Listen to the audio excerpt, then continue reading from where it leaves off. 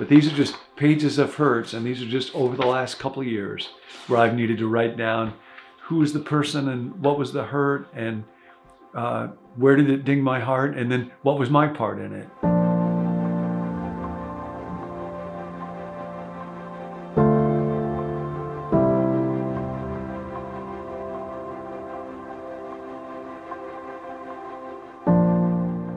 Well, we are hurting people, aren't we? We live in a badly hurting world. We inflict hurts on other people. We receive hurts ourselves. Hurting is natural.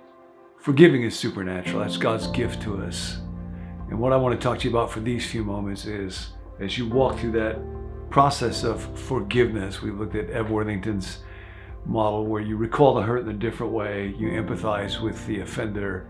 You offer forgiveness altruistically as a gift. You make the commitment very concretely to forgive. But then H in this little reach model stands for hold. I got to hold on to forgiveness because I can forgive today, but tomorrow or the next day or the day after that, I will see the person that hurt me, or I will hear their voice, or the memory of it will occur to me, or somebody else will hurt me in a similar way, and the anger will come back, and I'll be tempted to think I must not have forgiven at all. So this is from Ev Worthington. You might see a cooler depiction of this on your screen. 3 loops that are really key. The first one is what might be called the transgression loop. Might be, because that's what Ev calls it. And the idea here is, in the transgression loop, there's the memory of the hurt, the person that betrayed me or insulted me or deceived me. And then there's my emotions of anger or fear or hurt. Now, those emotions are not toxic. That's actually quite important. That's like a warning to make sure that this situation gets resolved and that I don't allow myself unnecessarily to get back into that same situation again, or that I have a concern for justice and the well-being of other people not to be hurt in that way, or for society to be fixed in a more just way. So the memory of a hurt and those hardwired emotions, that's not the problem. The problem is this loop, this second loop, the unforgiveness loop. And in the unforgiveness loop, I move from simply having a memory of that situation and the emotions that will naturally respond to it to rumination. And here's where I spiral down. I stew, I brood, I nurse self-pity and a sense of superiority and experience bitterness and resentment and hostility and hatred and coldness and superiority. And this becomes a loop that goes back and forth. I have these emotions and they make me feel like I'm superior to this other person. I feed off of them in an odd way. So that causes me to ruminate more, and that causes those feelings to come back. This is what's got to get broken. It's unforgiveness and rumination that need to be healed. And they rarely simply fade away. So that brings us to the third creative divine possibility, which is a forgiveness loop. And here, this is where it's really important that I get very concrete about making the decision that I will actually forgive this person. And we've talked about writing it down, creating a certificate of forgiveness, talking about this with another person, attaching a date to it, and then what I can do is allow the memory of this, where now I've committed to thinking about this person in a different way, that will over time generate, if not passionate, joyful emotions, at least low-level emotions of sympathy or compassion or empathy with that other person. And it's going to be a journey. It's going to take a long time, possibly. The more deeply we're hurt, the longer it'll take. Come back now to the story of Joseph and his brothers. You may remember from this story, he'd been the victim of jealousy on their part. They hated him. He was pretty grandiose about it. He was his dad's favorite, so they sold him into slavery. 22 years later, they're finally brought to Egypt. God's at work in all of this. And after a long, torturous process, Joseph finally reveals himself to his brothers. And when he sees that they have really changed, that they have really repented. And in chapter 45, he weeps so loudly the Egyptians hear him. I'm Joseph. Is my father still living? Come close to me. Don't be distressed. Don't be angry with yourselves. Threw his arms around his brother Benjamin, wept, kissed all his brothers, wept over them. Afterwards, his brothers talked with them. So now it's all good. It's all over, right? Maybe.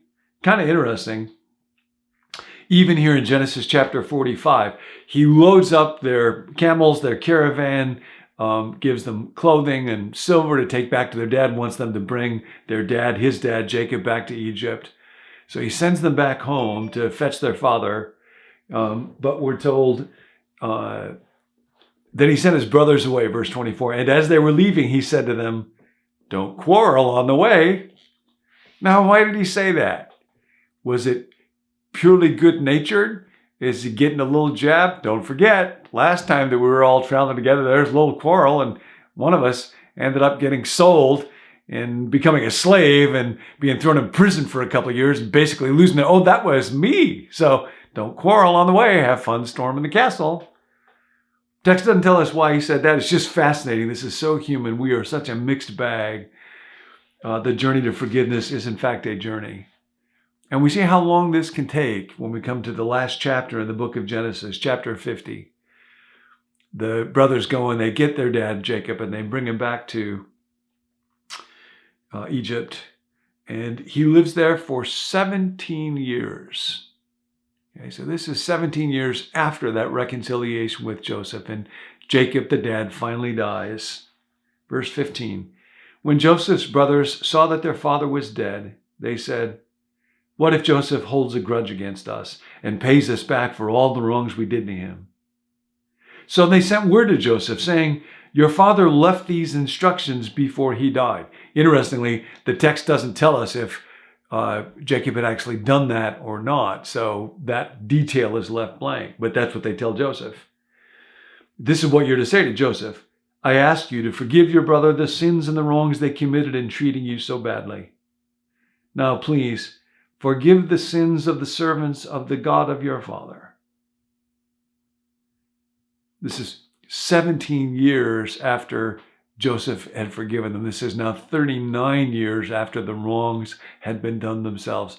Joseph is now, I think, 56 years old, 58 years old. When their message came to him, Joseph wept. And then the response is quite remarkable. We'll look at that more later on. What I want to note now is we have to hold on to forgiveness. It is a journey. I think I've forgiven, and then I'm afraid I might not have. And I remember the hurt that was done to me. I experienced those emotions. I see that face. I hear that voice.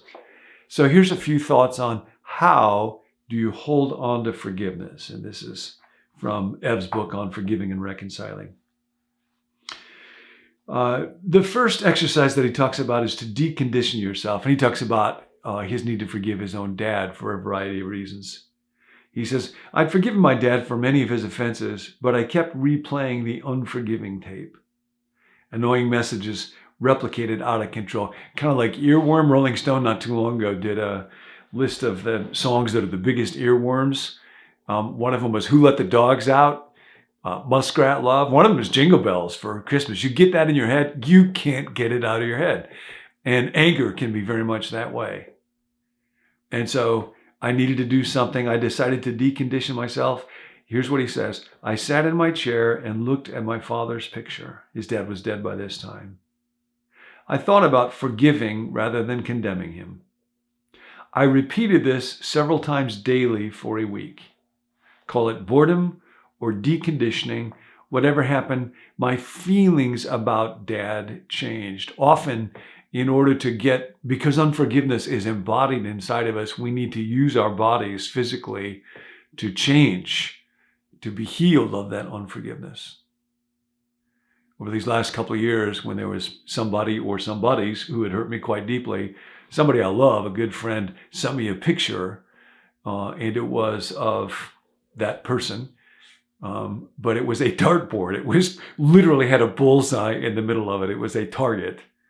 And it was quite funny. And I knew that it was a gesture of support. So I received it with a lot of gratitude, but realized over time, I cannot use the picture of the person who has wronged me as a dartboard without it. The person who I will be throwing darts at eventually is me. my own self. So I need to be able to see this face, whichever face it is, and decondition those old feelings of unforgiveness and learn how to see them differently and to see them through eyes of compassion and through eyes of humanity, through magic eyes. So you might try that with the face, with the picture of somebody who has hurt you. Second practice is discipline yourself not to criticize. I thought critically of my dad less often after I deconditioned myself, but when I started talking about the past, old habits kicked in. I would quickly fall into negative talk, whether to my wife or within my head. To change, I consciously ordered myself not to criticize. Old habits like speaking critically of dad, which I had indulged in my family of origin and my marriage, died kicking and screaming in my head. Sometimes I would actually put my hand over my mouth as a reminder not to criticize. Within a year, notice the time, those habits of a critical tongue were broken. And you can stop those thoughts too. If you catch yourself ruminating, tell yourself, let it go. Stop the blame. Help me, God. And I found in my own life, I needed to tell the story of some deep hurts that were going on. But as I would tell that story with people, there would be folks who hurt me that I would talk about in a negative way. And eventually the time came when I simply needed to stop doing that because it was reinforcing that rumination that was going on in my mind. Describe the positive is another step. When you think about that person, and you might want to write this down. We've actually talked about this before. There will be really good qualities that reside in the person who hurt me, and writing them down can be a good thing. And then finally, you might want to write a letter of apology. Now, you may well never want to send that to the other person. They may not think that they need to be forgiven by you, but you might want to write a letter of forgiveness. I think I said apology. I mean, write a letter of forgiveness to the other person. Write down the items that you need to forgive. I have quite a few pages here. I'm not going to show this one closely, and you're not going to see this electronically. But these are just pages of hurts, and these are just over the last couple of years where I've needed to write down who was the person and what was the hurt and where did it ding my heart, and then what was my part in it, and where do I need God to help heal me. Those are all ways that you and I can begin to hold on to the forgiveness that God will help us with, because it is a journey. Might take 39 years. I don't know. Good news is God has eternity. Forgive us our debts as we forgive.